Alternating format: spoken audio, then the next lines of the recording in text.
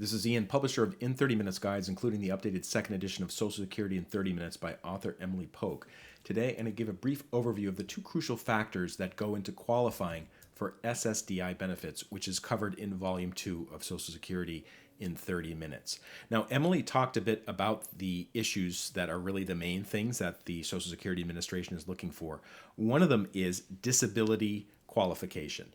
And actually, the government, if you go to the SSA website, actually has a definition of what disability means. So that's one thing that you need to understand when you're applying. It's not just a matter of showing up in an SSA office with a neck brace or something like that. There's actually a process for evaluating you medically to determine if you qualify for SSDI.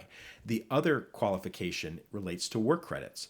And assuming you've been paying in to Social Security work credits for work, you don't have to have 40. It's unlike retirement benefits from Social Security. You don't need 40 credits to qualify for SSDI, but you do need some, and that is also described in Emily's book.